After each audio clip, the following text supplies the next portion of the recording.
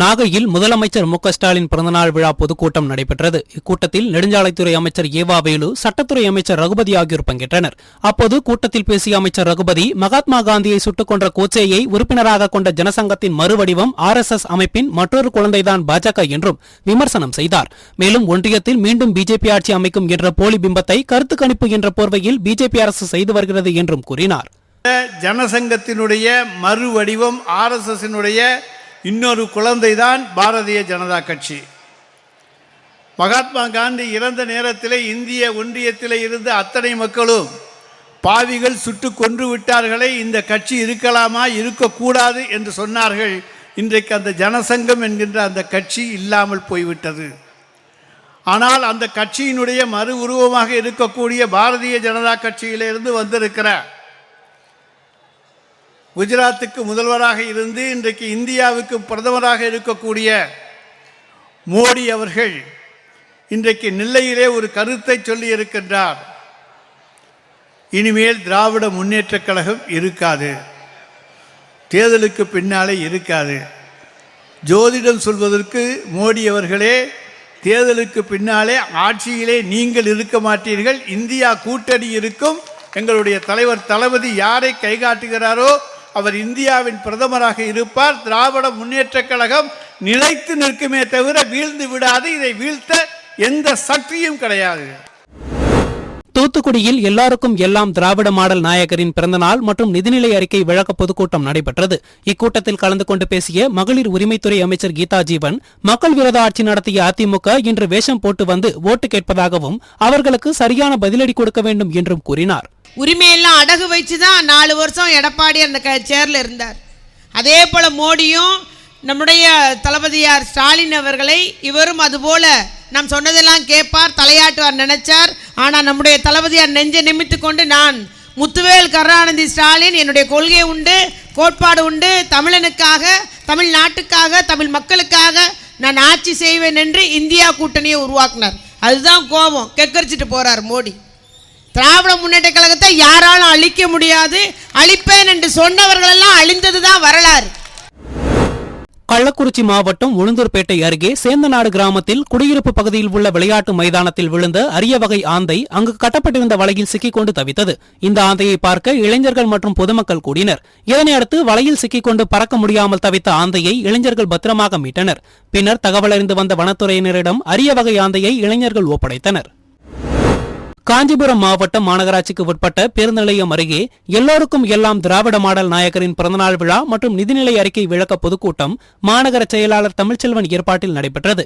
இந்நிகழ்வில் சிறப்புரையாற்றிய மக்கள் நல்வாழ்வுத்துறை அமைச்சர் மா சுப்பிரமணியன், 18 மாதங்களில் 430 கோடி ரூபாய் மதிப்பீட்டில் கட்டப்பட்ட 1000 படுக்கைகள் கொண்ட ஓமந்தூரார் மருத்துவமனை இந்தியாவிலேயே எங்கும் இல்லாத அளவுக்கு கட்டமைப்பு மற்றும் நவீன வசதிகளுடன் அமைக்கப்பட்டிருப்பதாக பெருமிதம் தெரிவித்தார்.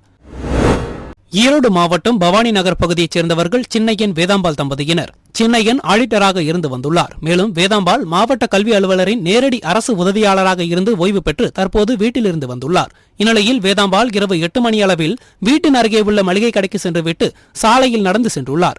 அப்போது இருசக்கர வாகனத்தில் வந்த மர்ம நபர்கள் வேதாம்பாள் கழுத்தில் இருந்த 7 சவரன் நகையை பறித்துக் கொண்டு தப்பிச் சென்றனர்.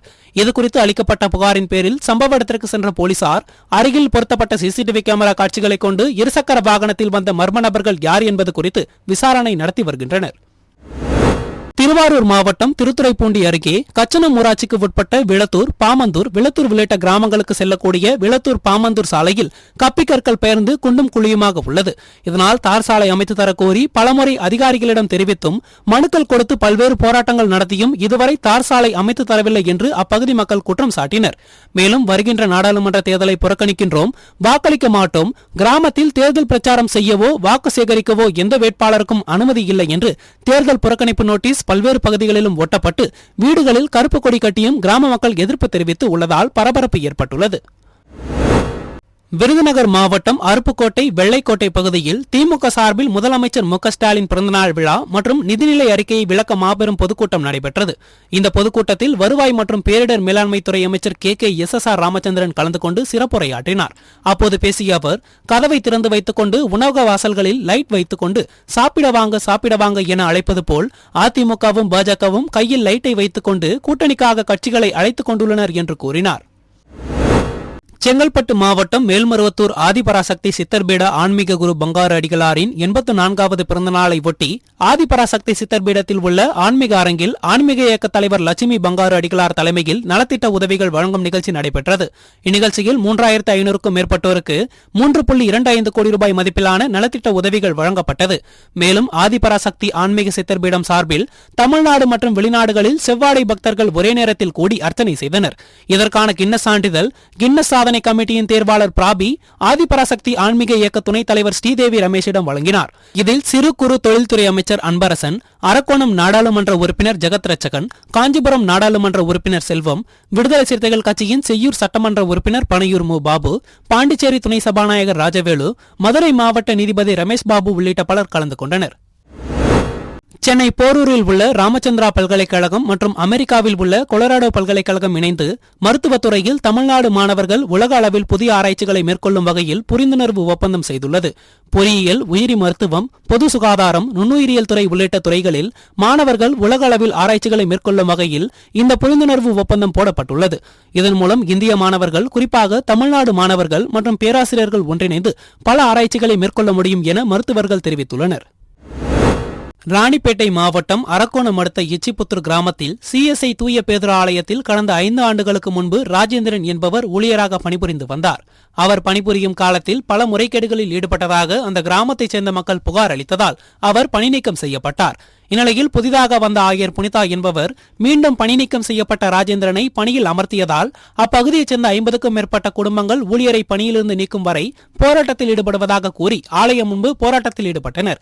இதனையடுத்து தகவல் அறிந்த கிராமிய காவல்துறையினர் பேச்சுவார்த்தையில் ஈடுபட்டனர். இதனால் அப்பகுதியில் சிறிது நேரம் பரபரப்பு ஏற்பட்டது. தூத்துக்குடி போல்பேட்டை மேற்கு பகுதியைச் சேர்ந்தவர் ஜெயராஜ். லாரி டிரான்ஸ்போர்ட் நடத்தி வரும் இவர் தனது குடும்பத்தினருடன் நெல்லையில் உள்ள தனது உறவினரின் குடும்ப நிகழ்ச்சிக்கு சென்றுவிட்டு திரும்பி வந்துள்ளார். அப்போது வீட்டின் கதவுகள் உடைக்கப்பட்டிருப்பதைக் கண்டு அதிர்ச்சி அடைந்த அவர் இதுகுறித்து வடபாகம் போலீசாருக்கு தகவல் அளித்தார். அதன் பேரில் சம்பவ இடத்திற்கு வந்த போலீசார் கைரேகை நிபுணர்களை வரவழைத்து சோதனை செய்தனர். மேலும் வீட்டில் உள்ள சிசிடிவி காட்சிகளை ஆய்வு செய்தபோது 3 மர்ம நபர்கள் நகை மற்றும் பணத்தை கொள்ளையடித்துவிட்டு மோப்பனாய் கண்டுபிடித்துவிடக் கூடாது என்பதற்காக வீட்டை சுற்றி மிளகாய் பொடியை தூவிவிட்டு சென்றது பதிவாகியிருந்தது. இதனையடுத்து கொள்ளை சம்பவம் குறித்து போலீசார் வழக்கு பதிவு செய்து தப்பிச் சென்ற 3 பேரையும் தேடி வருகின்றனர். தருமபுரி மாவட்டம் பென்னாகரம் வட்டம் கூத்தப்பாடி பஞ்சாயத்திற்கு உட்பட்ட அக்ரகாரம், கூத்தப்பாடி, அலேபுரம், குள்ளாத்திரம்பட்டி உள்ளிட்ட 7 கிராமங்களுக்கு சொந்தமான தெப்பக்குளம் உள்ளது. இந்த குளத்தில் தற்போது தண்ணீர் வற்றிக்கொண்டு இருப்பதால் மீன்பிடி திருவிழா நடைபெற்றது. இதில் நாட்டு மீன் ரகமான செருப்பட்டை, கோழி மீன், விரால் மீன், அவுரி, கெளுத்தி போன்ற ரகங்கள் ஏராளமாக பிடிபட்டது. இதனை இந்த 7 ஊர் கிராம மக்கள் ஆர்வமுடன் அள்ளிச் சென்றனர். மதுரை மாவட்டம் ஆரப்பாளையம் மேல பொன்னகரம் கிராமத்தைச் சேர்ந்தவர் சசிகுமார், இவரது மகன் ரோஹித். இவர்கள் இருவரும் சாத்தூரிலிருந்து மதுரை நோக்கி காரில் சென்று கொண்டிருந்தனர். அப்போது விருதுநகர் அருகே துலுக்கப்பட்டி விளக்கு பகுதியில் வந்து கொண்டிருந்த போது தரைப்பாலத்தில் மோதிய கார் பள்ளத்தில் உருண்டு திடீரென தீப்பிடித்தது. இதில் காரை ஓட்டி வந்த நபர் உடல் கருகி சம்பவ இடத்திலேயே பலியானார். இதுகுறித்து தகவல் அறிந்து சம்பவ இடத்திற்கு சென்ற தீயணைப்புத் துறையினர் தீயை அணைத்தனர். மேலும் ரோஹித் மற்றும் சசிகுமார் ஆகியோரை மீட்டு விருதுநகர் அரசு மருத்துவக் கல்லூரி மருத்துவமனைக்கு சிகிச்சைக்காக அனுப்பி வைத்தனர். மேலும் இந்த விபத்தில் உயிரிழந்த கார் ஓட்டுநர் குறித்து வச்சக்காரப்பட்டி காவல்துறையினர் விசாரணை நடத்தி வருகின்றனர்.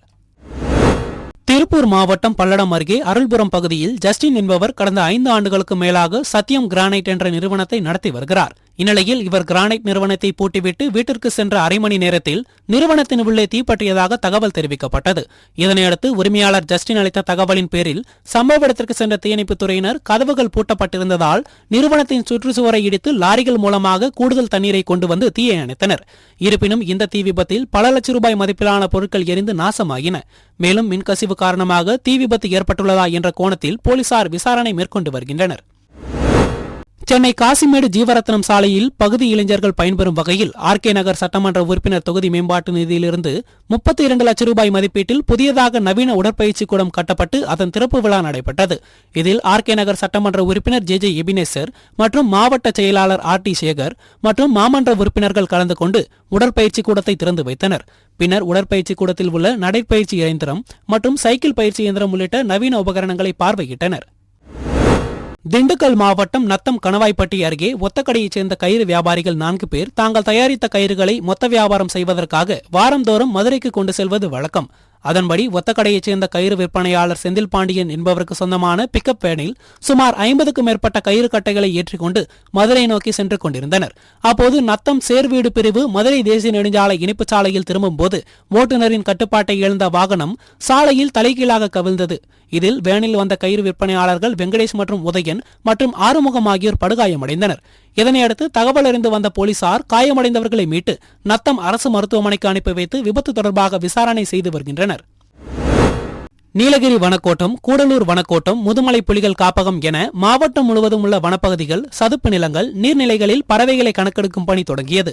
கணக்கெடுக்கும் பணிகளில் பறவைகளை நேரடி பதிவு செய்வது, அதன் கூடுகள், அதற்கு தேவையான பல வகைகள் உள்ளனவா என்பதை உறுதி செய்வதும் இந்த கணக்கெடுப்பின் முக்கிய நோக்கமாக உள்ளது. அழிவின் பட்டியலில் உள்ள பறவைகள் எண்ணிக்கையை மிக தீவிரமாக கூர்ந்து கவனித்து அதை கணக்கெடுக்கும் பணியில் வனத்துறையினர், கல்லூரி மாணவ மாணவிகள் மற்றும் பறவை ஆர்வலர்கள் ஈடுபட்டுள்ளனர். சேலம் மாவட்டம் ஆத்தூர் அருகே சீலியம்பட்டி பகுதியில் வசித்து வருபவர் கந்தசாமி. இவர் தனது விவசாய தோட்டத்தில் கொட்டகையில் அடைத்து வைத்திருந்த ஆடுகள் இல்லாததைக் கண்டு அதிர்ச்சி அடைந்து அக்கம் பக்கத்தில் விசாரித்துள்ளார். அப்போது இதேபோல் ஈச்சம்பட்டி பகுதியில் சகுந்தலா என்பவரது ஆடு, கீரப்பட்டி பகுதியில் 2 ஆடுகள், தாளவூத்து பகுதியில் 2 ஆடுகள் திருடு போனது தெரிய வந்தது. மேலும் சீலியம்பட்டி பிரிவு பகுதியில் வசித்து வரும் கந்தசாமி என்பவரது வீட்டில் பொருத்தப்பட்டிருந்த சிசிடிவி காட்சிகளை ஆய்வு செய்ததில் மர்ம நபர்கள் காரில் வந்து ஆடுகளை திருடிச் சென்றது தெரிய வந்தது. இதனையடுத்து விவசாயிகள் அளித்த புகாரின் பேரில் மல்லியக்கரை போலீசார் சிசிடிவி காட்சிகள் அடிப்படையில் ஆடுகளை திருடும் கும்பலை வலைவீசி தேடி வருகின்றனர். திருவள்ளூர் மாவட்டம் ஆவடி அடுத்த திருமுல்லைவாயில் பகுதியில் ஜெயா நகரில் கடந்த 40 ஆண்டு காலமாக நரிக்குறவர்கள் வசித்து வந்தனர். இவர்களுக்கு இதுவரை இந்த இடத்திற்கு அரசால் பட்டா முறையாக எதுவும் வழங்கவில்லை. இந்நிலையில் சுப்பிரமணி மற்றும் அவரது மனைவி ராஜேஸ்வரிக்கு பட்டா வாங்கி தருவதாகவும் வீடு கட்டி தருவதாகவும் கூறி அவர்களது நிலத்தை அபகரித்தது மட்டுமல்லாமல் அப்பகுதியில் வசிக்கும் நரிக்குறவர்கள் வசிக்கும் வீடுகள் உள்ள இடத்தையும் சேர்த்து அப்பகுதியைச் சேர்ந்த அரசியல் கட்சி பிரமுகர் ஒருவர் அபகரிப்பதாக நரிக்குறவர்கள் குற்றம் சாட்டினர். மேலும் அந்த இடத்தை மீட்டு தர வேண்டும் என்று முதலமைச்சருக்கு கோரிக்கை விடுத்துள்ளனர். கொஞ்சம்